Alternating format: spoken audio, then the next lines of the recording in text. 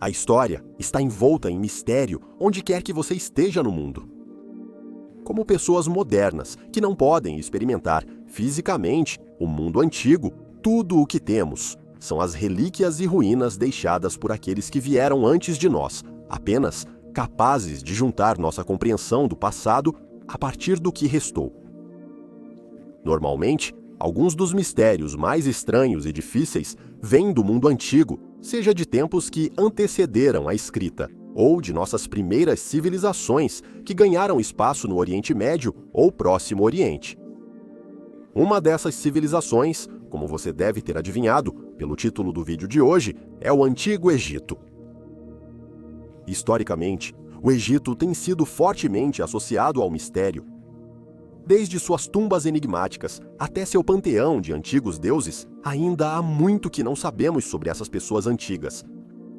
Os registros históricos do Egito são alguns dos mais antigos conhecidos pelo homem, surgindo pela primeira vez por volta de 3150 a.C., tornando esta uma civilização que surgiu quando grande parte do mundo ainda estava começando a desenvolver as tecnologias que permitiriam tal estilo de vida. Para comparação, considere isso. Quando os últimos mamutes lanosos desapareceram da ilha Wrangel, na costa da Rússia, as pirâmides de Gizé já estavam de pé há cerca de 500 anos. Existem, literalmente, milhares de anos de história para serem estudados aqui, o que deixa muito tempo para alguns dos mistérios mais estranhos que a humanidade já conheceu surgirem. No vídeo de hoje, vamos examinar alguns desses mistérios em detalhes, desde tumbas perdidas a monumentos icônicos, passando por superstições bizarras e pessoas desaparecidas. Prepare-se para embarcar em uma jornada nas profundezas da história humana para descobrir alguns dos mistérios mais estranhos dos antigos egípcios há muito perdidos. Nefertiti, rainha da 18ª dinastia do Antigo Egito e esposa real do faraó Akhenaten, é uma das mais famosas governantes do Antigo Egito que já viveu. Possivelmente, governando como um casal, Nefertiti e seu marido foram notáveis por reformular as políticas religiosas do Egito, de cerca de 1351 a 1334 a.C., fundando a primeira religião monoteísta do mundo, o ateísmo. Associada à beleza e riqueza, muitas representações da rainha enfatizaram sua figura graciosa e feminilidade. Um grande mistério que envolve a rainha, no entanto, é sua morte e sepultamento. Até 2012, todas as representações e menções a Nefertiti no registro histórico parecem ter cessado após 12 anos de reinado de Akhenaten como faraó. Historiadores acreditam que isso foi uma clara indicação de que a rainha havia morrido por volta dessa época e começaram a especular sobre possíveis causas. Várias lesões ou doenças associadas a uma praga conhecida do mesmo ano foram sugeridas, mas nada concreto foi encontrado. Então, em 2012, uma descoberta foi feita que sugeriria que Nefertiti ainda estava viva, pelo menos 16 anos após o início do reinado de seu marido.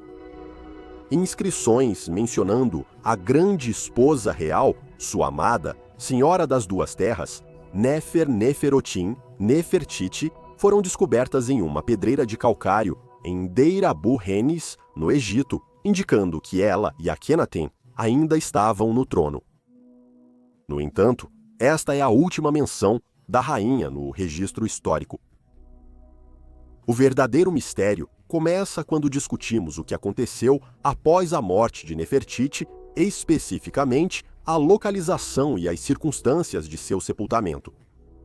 Durante toda uma vida de Nefertiti, ela estava destinada a ser enterrada ao lado de seu marido no túmulo real de Akhenaten, que foi construído no Vale Real, em Amama. No entanto, ela não está lá e nunca esteve. Sabemos que ela morreu pouco depois de seu marido e que um shabti, ou figura de enterro, foi construído para ela após sua morte. mas todas as possíveis tumbas que poderiam ter abrigado o corpo de Nefertiti parecem estar inacabadas ou sem câmaras funerárias totalmente.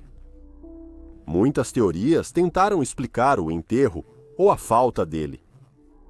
O arqueólogo Nicholas Reeves, por exemplo, sugeriu que Nefertiti pode ter sido enterrada ao lado de Tutankhamon, o sucessor de seu marido, mas as varreduras de sua tumba não revelaram nada disso. Algumas das candidatas mais prováveis para o corpo de Nefertiti são duas múmias femininas que foram enterradas na tumba de Amenhotep, segundo no Vale dos Reis, conhecidas como a Senhora Mais Velha e a Senhora Mais Jovem. Essas mulheres foram sugeridas como a rainha desaparecida, mas muitos historiadores duvidam que qualquer uma delas seja a verdadeira. Após testes de DNA na Senhora Mais Velha, os historiadores descobriram que essa múmia era quase certamente da mãe de Akhenaten, Ti, e não de Nefertiti. Posteriormente, a Senhora Mais Jovem foi estudada por arqueólogos da Universidade de York, na Inglaterra, com a suspeita de que ela poderia ter sido Nefertiti. Infelizmente, não foi esse o caso, e é provável que ela tenha sido de fato a mãe de Tutankhamon, a filha desconhecida de Amenófis III, e Ti, cunhada de Nefertiti. Então, onde está Nefertiti hoje? A resposta curta é que simplesmente não sabemos. O que sabemos é que encontrar seu lugar de descanso certamente seria benéfico para entender as mudanças religiosas do Egito durante o reinado de Akhenaten, e colocaria um foco extremamente importante em como a rainha pode ter vivido sua vida. Por enquanto, só nos resta aguardar pelo dia em que isso ocorra. Enquanto o túmulo e a múmia de Nefertiti estão perdidos no registro histórico, outro faraó do Antigo Egito foi encontrado. Mas são as circunstâncias que cercam a própria morte dela que são misteriosas. Hatshepsut, que governou ao lado de seu marido, o faraó Tutmose, segundo foi a quinta faraó da 18ª dinastia do Antigo Egito, presidindo o reino de cerca de 1479 a.C. a aproximadamente 1458 a.C. Ao longo de seu reinado, Hatshepsut encomendou muitas rotas comerciais e projetos de construção, incluindo a construção de monumentos, santuários, templos e esculturas, para aumentar a importância cultural e religiosa do Egito. Ela foi uma das governantes mais realizadas do Antigo Egito, de acordo com suas próprias inscrições reais, ou seja, ganhando a assistência de sacerdotes para criar uma história de ascensão divina ao trono, elevando seu perfil entre a população do Antigo Egito. No papel, ela parece ter sido uma governante popular.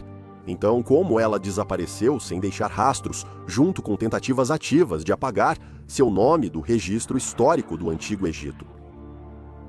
Hatshepsut desaparece de todos os registros após 22 de maio de 1459 a.C.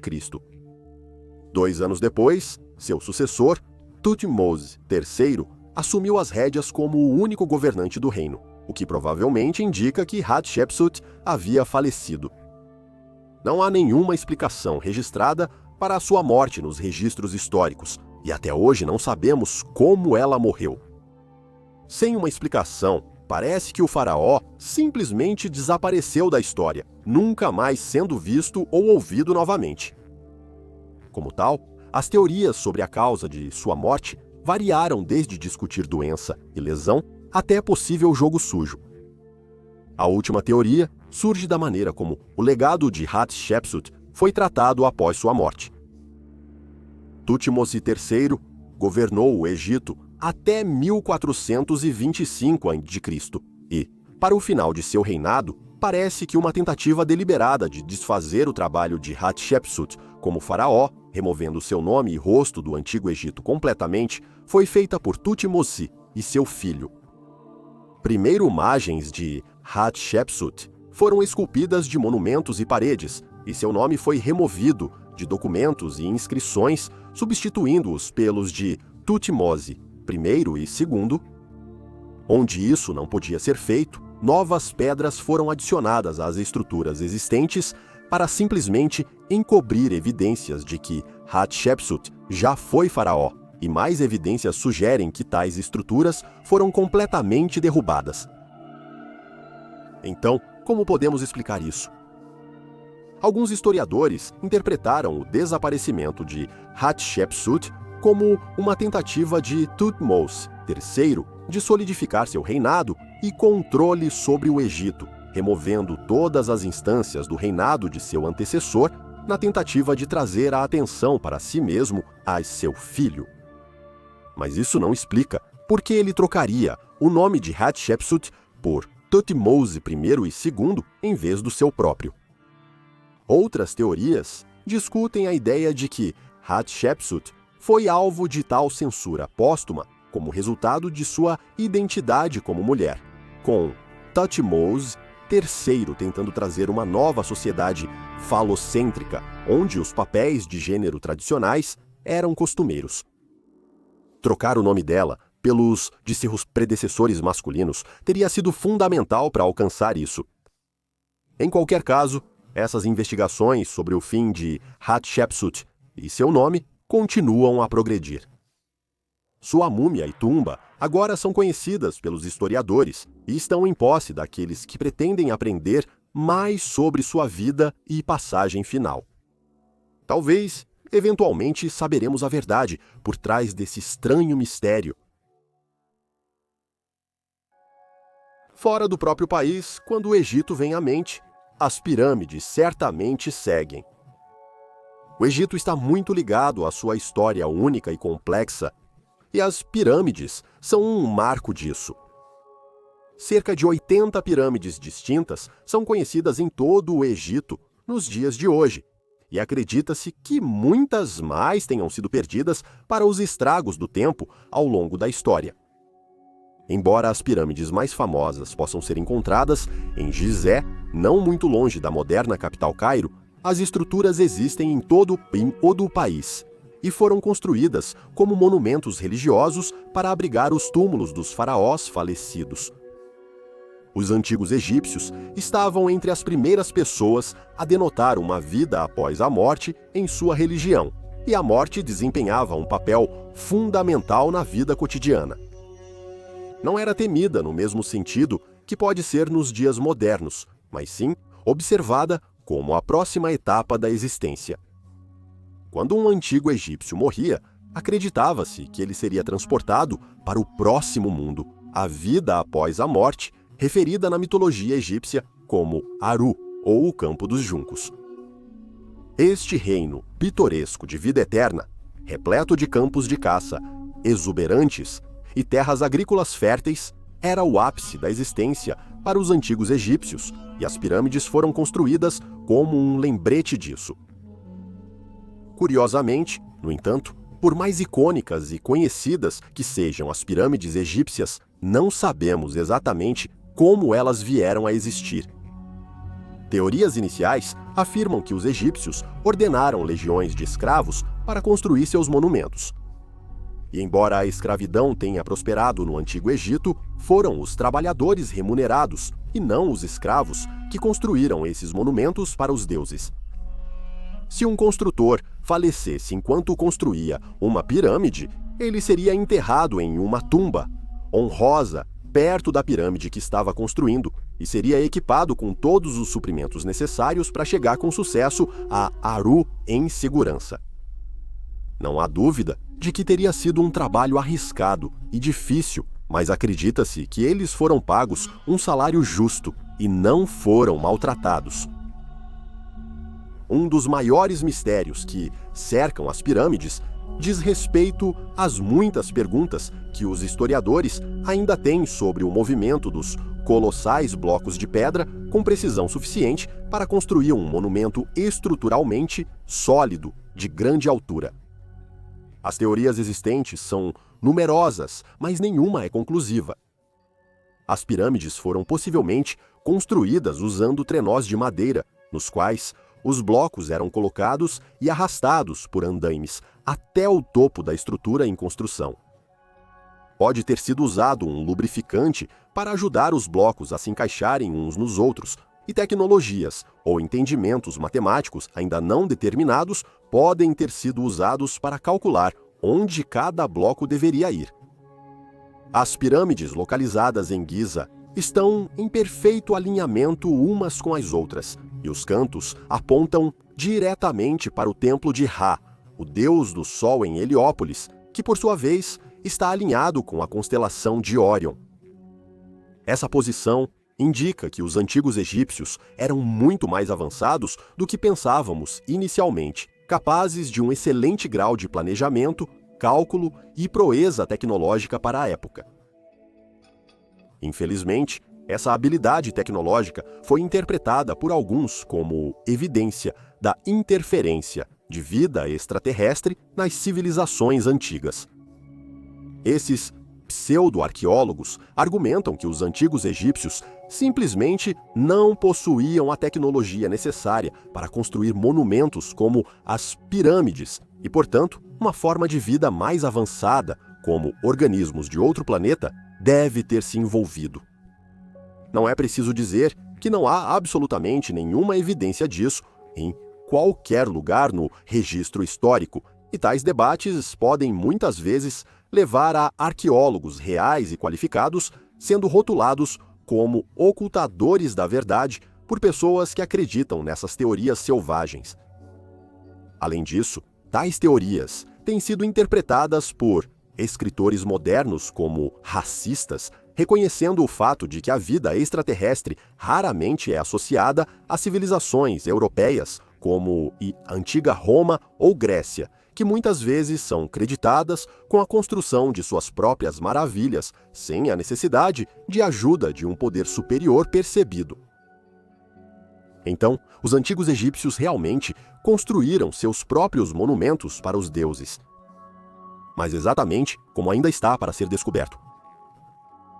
Com mais exames e estudos de alguns dos principais arqueólogos do mundo, esperamos que esse mistério seja resolvido em breve.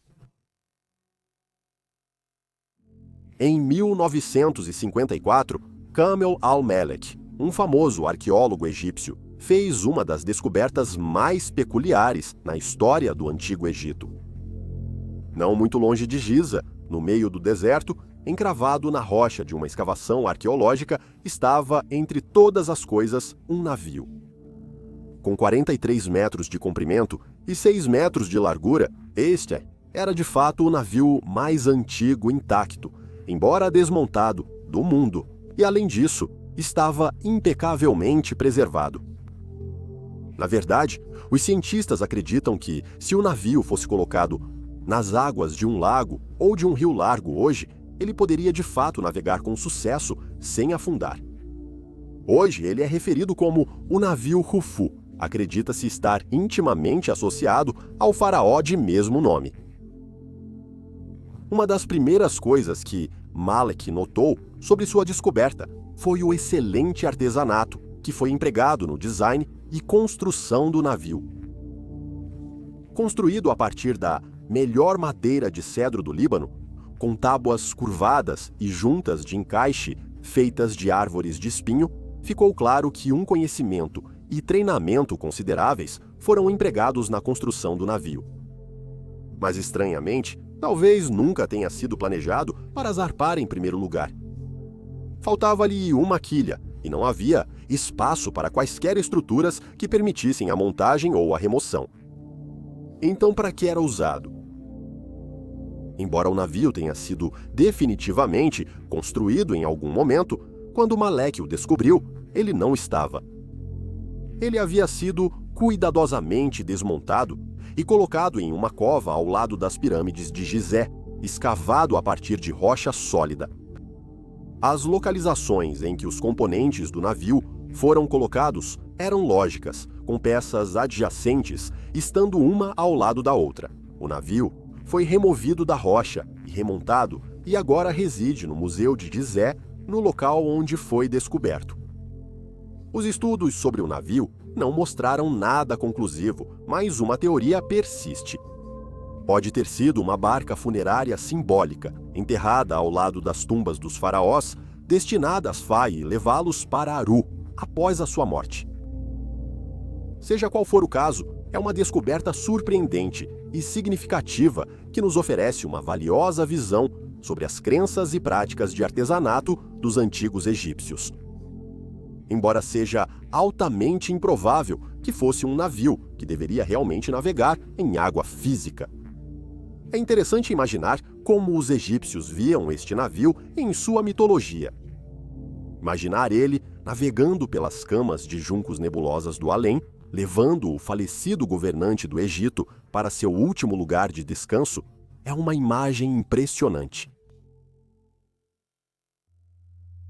A esfinge, um híbrido meio homem, meio leão, ocasionalmente retratada com as asas de uma águia, é uma criatura mitológica fundamental no folclore tanto do Antigo Egito quanto da Antiga Grécia, famosa por sua impiedade e complexidade.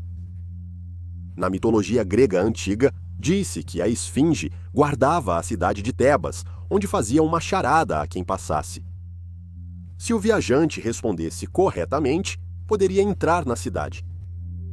Mas se falhassem em resolver a charada, seriam impiedosamente atacados e devorados. A charada em questão era: o que anda sobre 4 pés pela manhã, 2 pés ao meio-dia e 3 pés à noite? Você consegue resolver? A resposta, conforme fornecida corretamente por Édipo na mitologia grega, é o homem. Um animal que rasteja em 4 patas nos estágios iniciais da vida, ou manhã, 2 patas nos estágios intermediários da vida, ou meio-dia, e 3 patas no final da vida, ou noite, com a ajuda de uma bengala. No conto popular, a esfinge opta por tirar a própria vida, ou é morta por Édipo. Em uma estranha reviravolta irônica, descobre-se que a esfinge da vida real, um enorme monumento localizado novamente em Giza, Egito, tem alguns enigmas não respondidos por conta própria. A grande esfinge de Gizé, localizada perto das icônicas pirâmides, é incrivelmente 73 metros de comprimento da pata à cauda, 20 metros de altura na cabeça e 19 metros de largura na cintura. Das muitas esculturas em grande escala descobertas do Antigo Egito, a esfinge é a mais antiga e uma das maiores. Acredita-se que tenha sido construída durante o reinado do faraó Khafre entre 2558 e 2532 a.C. A estátua mostra uma esfinge sem asas com o corpo de um leão e a cabeça de um faraó egípcio. Construída a partir de calcário, acredita-se que seu propósito era ressuscitar a alma de Khafre após sua morte, aproveitando o poder do poderoso Sol para garantir que ele vivesse para sempre na vida após a morte. No entanto, este é o primeiro mistério. Os historiadores não sabem ao certo exatamente por que a esfinge foi construída, da maneira e no local em que está, e essa sugestão simplesmente foi inferida a partir dos propósitos de outros monumentos e esculturas dessa época. Outras teorias descrevem a esfinge como uma guardiã mitológica do Planalto de Giza, presumivelmente devorando aqueles que ela considera uma ameaça aos corpos e almas dos egípcios falecidos que ali repousam. Olhe para a esfinge de frente e você notará a falta de um importante traço facial. Ela não tem nariz. Certamente, havia um lá quando foi construído, e você pode ver o dano à pedra, onde o nariz foi quebrado em algum momento ao longo da história. Mas historiadores e cientistas não têm pistas de como o nariz foi quebrado ou onde os restos dele podem estar agora. Embora não se saiba quem quebrou seu nariz, existem teorias. Algumas alegações sugerem que um vândalo religioso chamado Saim al-Dar destruiu o nariz em 1378 a.C., quando ele viu os cidadãos egípcios fazendo oferendas à escultura para rezar por uma boa colheita. Al-Dar, um muçulmano sufi, ficou irritado com a veneração dos antigos deuses e destruiu uma característica-chave do que ele considerava ser um falso ídolo, com a intenção de perturbar a paz e promover o Islã entre a população. Alguns relatos dizem que ele foi rapidamente capturado pelas autoridades e executado por vandalismo. Outras teorias colocam a culpa em Napoleão Bonaparte e suas tropas ao longo de sua campanha francesa no Egito entre 1798 e 1801, onde uma bola de canhão mal disparada atingiu o rosto da estátua, danificando-a para sempre.